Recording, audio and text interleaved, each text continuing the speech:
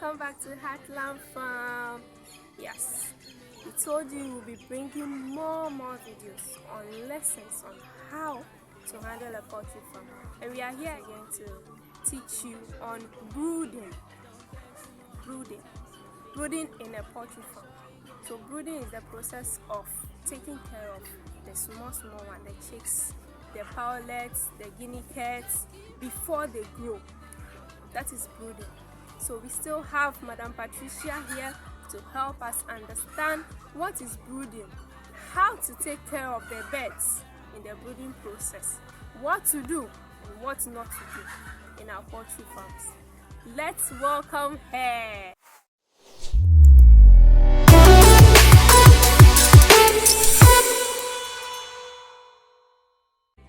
Hello guys, this is Patricia from Heartland Farm. You're welcome to our page once again. Today we'll be talking about bird brooding in poultry farm. And if you haven't subscribed to our channel, subscribe and press the notification bell so that whenever we post a new video, you will be able to receive the notification. Follow us on Facebook. We're also on TikTok. Do well to subscribe. Thank you.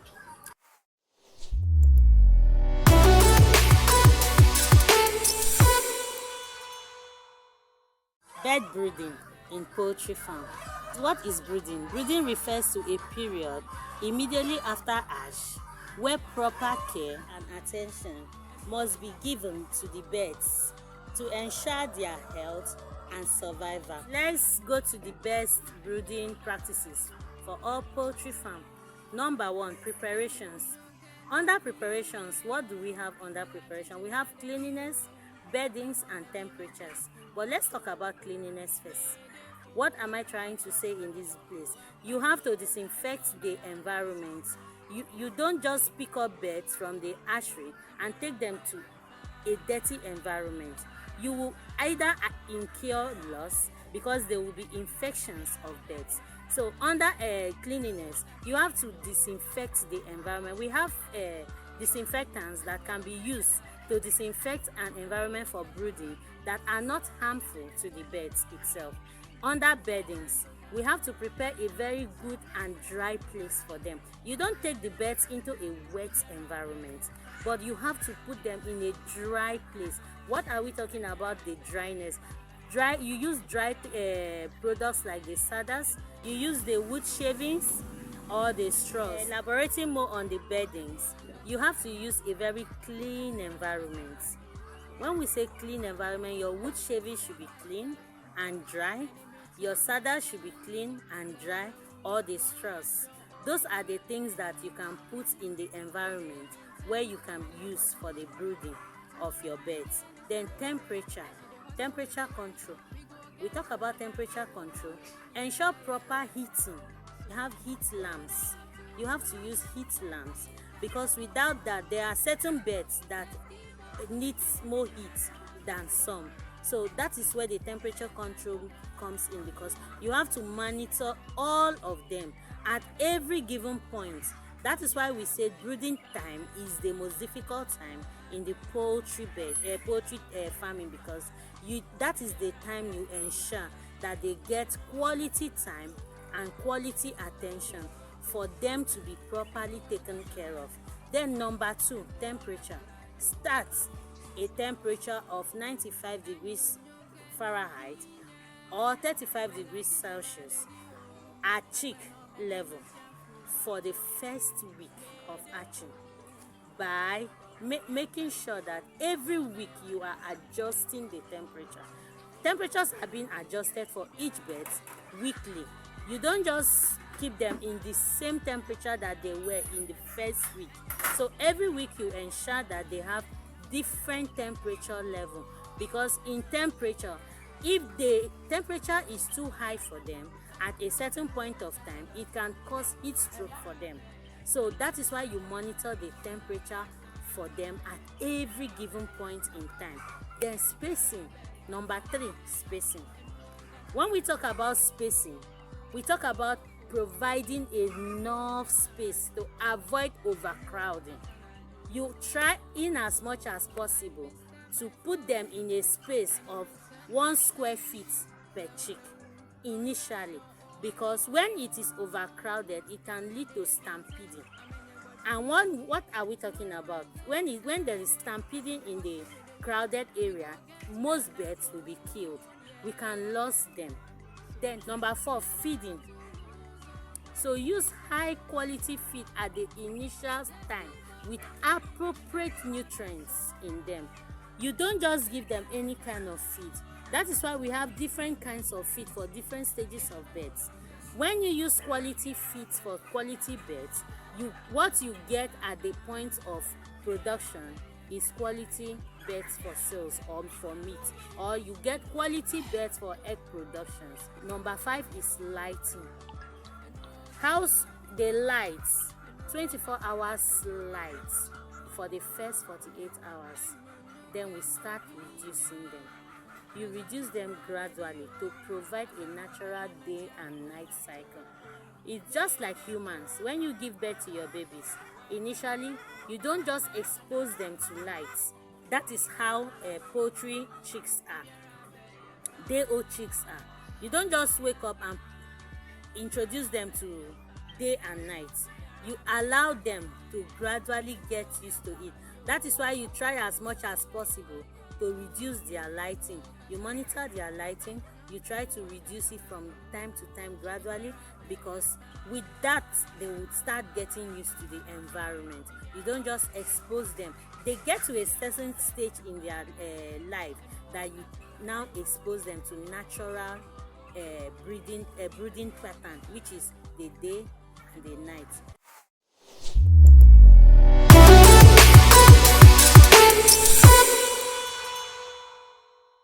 Now let's talk about the different brooding practices for each species of birds in the poultry farm. We talk about the turkey. Let's take the turkey as number 1 point of study. The turkeys, temperatures for the turkeys are different from temperatures for the guinea fowls. Temperatures for the guinea fowls are also different from temperature for the chickens. So talking about temperatures for the turkeys, we require slightly higher temperatures than chickens initially, about 95 degrees Fahrenheit at the start, then decreasing by 5 degrees Fahrenheit per week. Number 2, feeding. In turkey, which is called the poults, it needs a higher protein starter than the other chickens. In feeding the turkeys, we need 28% proteins in their feed, which is called the starters. Add extra vitamins and electrolytes to the water for the first few days for the turkeys. Then turkeys can be less active.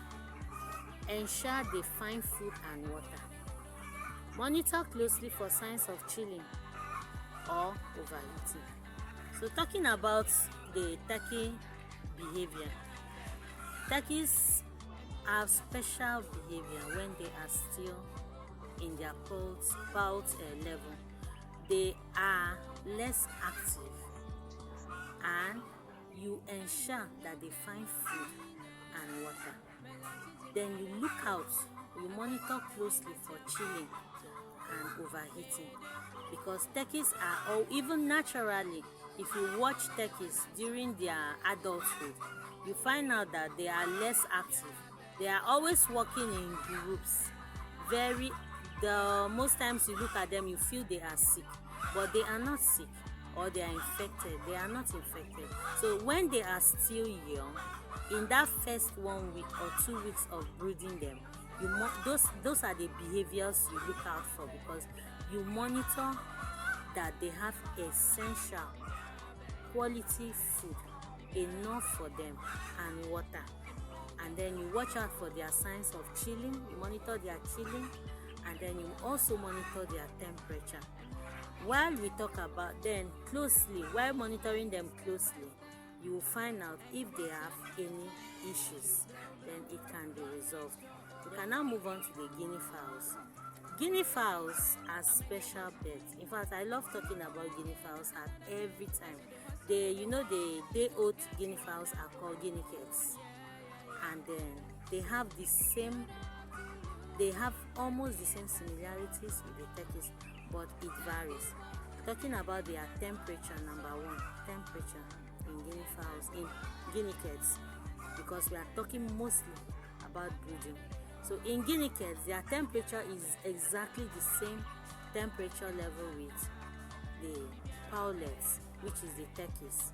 They require a temperature of 95 degrees Fahrenheit to 35 degrees Celsius, but guinea fowls are more tolerant of cooler temperatures as they grow. Number two, they are feeding. High protein starter feed. We can compare their feeding. Look at when we're talking about the pullets, we said they require 28% of proteins, but while in the guinea fowls require 24 to 25 level of protein in their feed. So guinea fowls, as we know, they are good foragers. So you try as much as possible to introduce them to pasture early, if possible. Then number three, their behaviors. They can be flighty and nervous. Keep the brooding area calm and secure. Why are we talking about their flighty and nervousness? Guinea fowls don't like noise, but they make a lot of noise, but they don't like noise. They are one bird that run away from noise and violence, even when they are still in their guinea cat level. So you try as much as possible to make the environment calm and cool for them, and you will achieve what you want from the guinea fowls. So talking about the chickens, because that is part of the poultry birds. Chickens, their temperature. Talking about temperature, number one, their temperature, you can get their temperature at 90 degrees to 95 degrees Fahrenheit for the chickens. That's day-old chicks. You can reduce them with 5% Fahrenheit per week. Chickens are not really tolerant to so much heat like the guinea fowl and the turkey. Number two, they are feeding. Chick starter feed with 20 to 24% protein. Then we go to number three, their behavior. Chickens are generally more active and curious, making it easier for them to find food and water. Even at the chick level, you see that they forage for the food. They use their feet, they scatter and to look for food to eat. So chicken makes it very easy to rear than we can rear the turkeys and the guinea cats. But in all, these are the different brooding patterns for the specific birds that we have in the poultry farm. Okay, so moving forward to monitoring and adjustment while brooding your birds. Number one, you observe. How do you observe? You have to be very, very observant of your birds. You need to observe your birds at every given time. You are checking on them. It's just like being in the neonatal ward as a nurse in the hospital. You have to check on your babies. You have to make sure they are okay. That is what we do in the poultry farming while brooding. We observe them closely. We check the bird's behavior to gauge comfort. Because if they are not comfortable, then you will get a lot of loss. Huddling indicates they are cold. By the time you see them gathering themselves together, meeting each other, getting too close to each other, you discover they are cold. If the lights were put off initially, just walk up and on the light for them. That is one of the observations that you can get from monitoring them, from observing their behaviors. Then number two, when you see them spreading out and panting, you discover the environment is too hot for them, especially when there is sunshine and their energy bulbs are on. You just move on and off the light for them, because at that point they can develop heat stroke, and heat stroke can cause a lot of loss in the poultry farm. Then health check. When in poultry farm, just like humans, we go for regular health check That is how we check our birds regularly. Check for signs of illness and distress. Most times you see them, they are dull. It shows that they are infected. So you have to separate them. You need to separate them from being with the ones that are still very, very active, because dullness in birds indicates that it is sign of illness. So you reduce them, you shift them away from each other to prevent infection. Signs of illness and disease, that is when you see them, they are dull. So you separate them, you cause separation so that other birds that are still healthy will not be infected. Then cleanliness. The brooding area is supposed to be clean every 2 days in a week. Every 2 days of the week. Every two days. We have 7 days in a week. Every two days. So what are we trying to say? In a week of 7 days, at least clean 3 times in a week, so that to ensure cleanliness, healthy birds, because the more once they begin to inhale the gases coming out from the dry sawdust or the wet sawdust, it causes them respiratory disorder. So in brooding, you have to watch out for cleanliness. Their cleanliness is very paramount. Here at Heartland Farm, we don't joke with the cleanliness of our brooding areas. We try as much as possible to make sure that the environment where they are being brooded is well kept, well clean, and we monitor their eating and their chilling time. Then moving forward, we talk about transition. When brooding the birds in the pen, you notice that they are getting big and they are feathering out. So you try as much as possible, gradually reduce the heat as they feather out, because it's just like babies. Once they are born, you see at the initial stage we cover them. Gradually we start exposing their body out. That is what we do. In birds, they start feathering out. Once their feathers start coming out, you introduce them to larger living spaces and outdoor areas if applicable, to encourage natural behaviors. So going further, these are the little guidelines. These are the little guidelines that we can follow to ensure good breeding system in our poultry farm. At least we have been able to do justice, a little justice, to how to take care of your guinea cats, your pullets, and your day-old chicks at the initial stage of brooding. I hope somebody has learned something from this little education we have done.